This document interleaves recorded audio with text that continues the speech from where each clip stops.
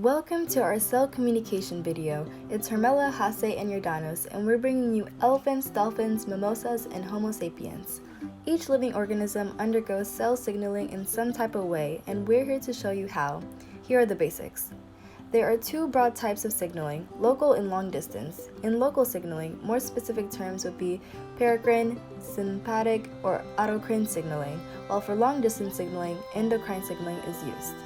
The process of transduction is when the receptor transduces or converts a molecular signal into a cell response. Signal transduction pathways leads to many responses, either in the cytoplasm or nucleus. Now let's get to the specifics. Why is cancer rare within elephants? Elephants contain the genes p53 and LIF6. The gene p53 hunts for cells with inaccurate DNA, and then the gene LIF6 destroys the mutated cells before they convert into a tumor. The gene p53 is alerted through stress signals.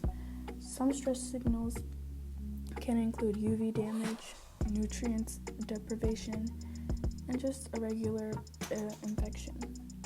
Then, through the process of apoptosis, the gene LIF6 releases a protein that latches onto the mitochondria, killing the mutated cell.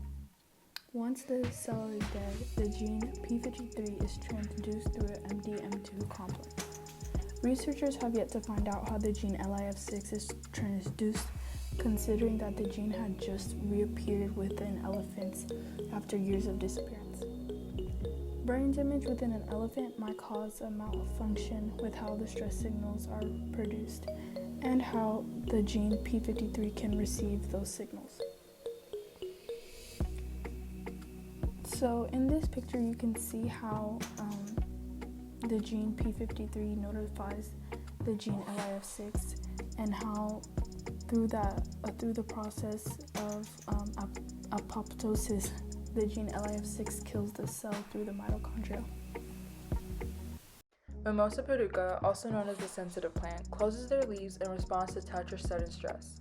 After researchers have been observing these plants being exposed to stressful situations, they discovered these plants have learned. These plants have stopped closing their leaves, which takes a precious amount of their energy in response to them being alarmed, and a month later haven't been bothered to close them after learning from their previous situation. They use chemicals called hormones to undergo the long-distance signaling. Long-distance signaling plays a crucial role in plant adaptation and subsequent survival to severe environmental conditions. Once activated, the receptor converts a molecular signal into a cell response. This transduction sometimes occurs in a single step, but more often it requires a sequence of changes in a series of different molecules, which is the signal transduction pathway.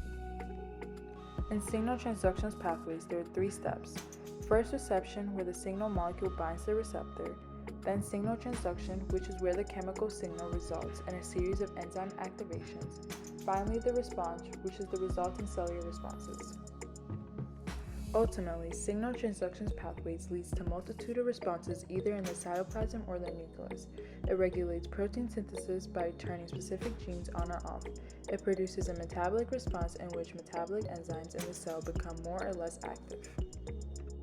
Something that may cause this pathway to not function properly is gap function. Gap functions directly connect the cytoplasm to cells, which allows various molecules from ions and electrical impulses to directly pass through a regulated gate between cells. Next up, we have Homo sapiens. Yes, one of the first ones were Ethiopians.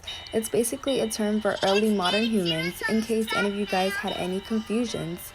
They evolved 200,000 and 300,000 years ago. That's just a little extra fact, just so you know. Their cells still undergo cell signaling, where cells are interacting and mingling. Long-distance signaling is the name, but for plants and animals, it's not the same. Homo sapiens use endocrine signaling from the endocrine system, where endocrine glands release hormones, acting like a translator, reaching target organs and structures of the cell. The nucleus, mitochondria, and endoplasmic reticulum are some that excel. You can't forget about centroids, cilia, or lysosomes, or Golgi apparatus, follicles, and ribosomes. The cell organelles help maintain homeostasis to make sure the cell isn't just too spacious. Negative feedback loops contribute to homeostasis as well, while positive feedback loops do the opposite and rebel. The body is pushed away from equilibrium by them and might cause reactions and temperatures to be overwhelmed. Anyways, back to our lovely Homo sapiens. Testosterone functions well with them, not acting like Mavians. If you didn't know, testosterone is a primary sex hormone that changes how men appear and perform. The process of transduction actually begins with testosterone interacting with the intercellular receptor and not on their own. Testosterone first passes through the plasma membrane, binding to receptor protein in the cytoplasm and activating it, showing their well trained. Then testosterone enters the nucleus, binding to specific genes. Wow, so studious. The binded protein acts as a transcription factor, stimulating the transcription of the gene into mRNA. Wow, a benefactor. Through transcription, many hydrogen bonds formed. Other bonds are called ionic, polar covalent, nonpolar covalent, and more. Van der Waals interactions were also a bond taught previously, where a weak force of attraction between neutral molecules collide irresistibly. So finally, the mRNA is translated into a specific protein, and that's the response that our bodies need. Proteins function very effectively in our body, catalyzing reactions, transporting materials, and transmitting messages for everybody. It may seem at this point that everything is actually flowing pretty smoothly, but there are things that may actually cause this pathway to not function properly. Examples would be injuries, where blood supply is interrupted to the testosterone and there is no deliveries. Another would be medications such as opioids that use a hormone instead to do other functions with those steroids, such as prostate cancer, leaving more jobs for the other organelles to do a disaster. To summarize, 5 things you need to know about signal transduction pathways are: they are characterized by a signal, a transduction, and a response. They are highly specific and regulated. One signal molecule can cause a cascade effect, releasing thousands of molecules inside a cell. They regulate cellular activity, altering gene expression, protein activity, or protein synthesis. And lastly, these pathways evolved millions of years ago in a common ancestor.